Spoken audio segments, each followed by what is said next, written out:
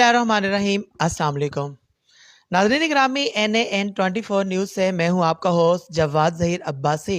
और आज मेरे साथ मौजूद है पाकिस्तान का शेर दिल बेटा, एक नर जवान कि जिसने पाकिस्तान को आगे ले जाने का सोच ही लिया है, जो पाकिस्तान के लिए उसी अंदाज से सोचता है कि जैसे सर सैयद अहमद ख़ान सोचा करते थे, जिनकी फ़िक्र अल्लामा इकबाल वाली है।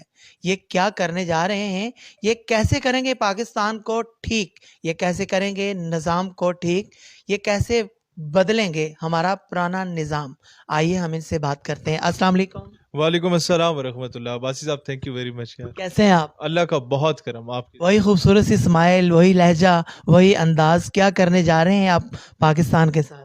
सर, इंशाल्लाह ताला आप देखेंगे कि जो इस वक्त चोर डाकू लुटेरे हर पार्टियां बदल बदल के जो पाकिस्तान के ऊपर काबिज हुए हुए हैं पिछले 70-75 सालों से, फिर उनकी औलादें काबिज हुई, फिर उनकी औलादें काबिज हुई। कोई आके मज़हब का चूरन बेच रहा है, कोई आके अपनी गदी नशीनी का चूरन बेच रहा है, कोई आके अपने जो है वो नवाब वडेरा या वो क्या कहते हैं जागीरदाराना निज़ाम का चूरन बेच रहा है। हर बंदे ने पाकिस्तान को लूटा। जो इधर इक़्तिदार में बैठे, मैं उन जमातों की बात कर रहा हूँ।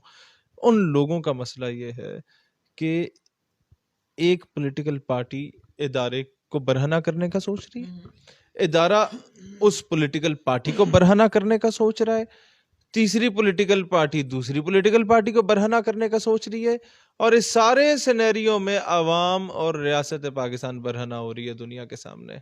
इस पे कोई नहीं सोच रहा। पाकिस्तान की मईशत कहाँ पे पहुंची है? नो वन मैटर्स, मतलब किसी को no one cares about it. अच्छा जी, पाकिस्तान कर्जों में है, किसी को फिक्र नहीं है। गरीबों के बच्चे मर रहे हैं, किसी को फिक्र नहीं है।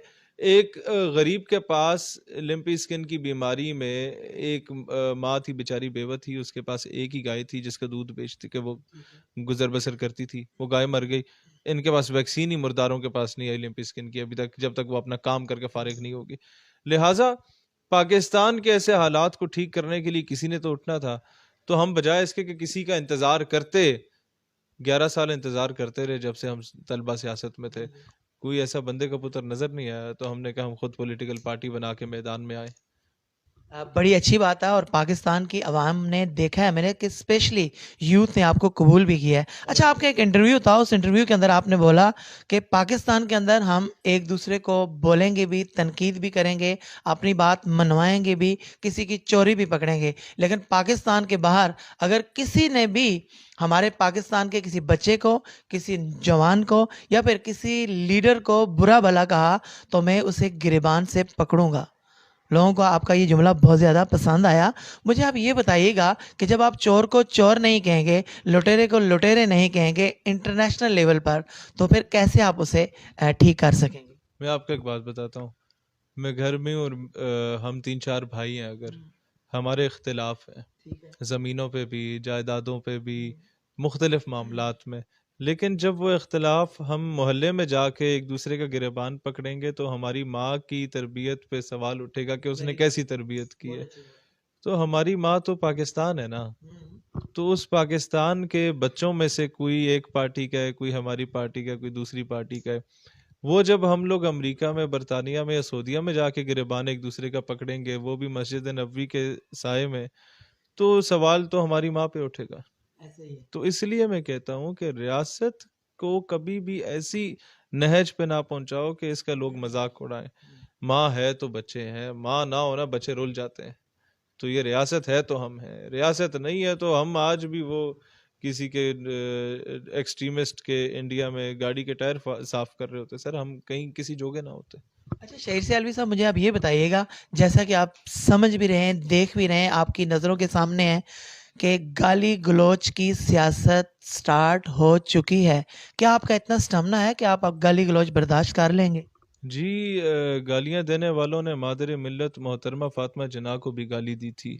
एक कुतिया के गले में लालटेन डाल के इन्होंने कराची की और गुजरांवाला की सड़कों पे घसीटा था, क्योंकि मोहतरमा का इंतखाबी निशान लालटेन था तो मोहतरमा से तशबीह दी गई थी। उस दौर के 2-2 टके के مولویوں کو جو آج بھی بانیان پاکستان کے خلاف بکواس کر رہے ہوتے ہیں، اس طرح کے کچھ جاہلوں کو اس دور میں ایوب نے خرید کے محترمہ کے خلاف فتوے لگائے تھے.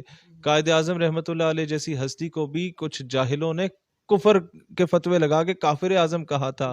علامہ اقبال رحمۃ اللہ علیہ پہ بھی کفر کے فتوے لگائے، اور آج انہی مولویوں کی تقریریں ہی مکمل نہیں ہوتی جب تک اقبال کا ذکر نہیں کرتے، اسی کو بیچ کے کھا رہے ہیں.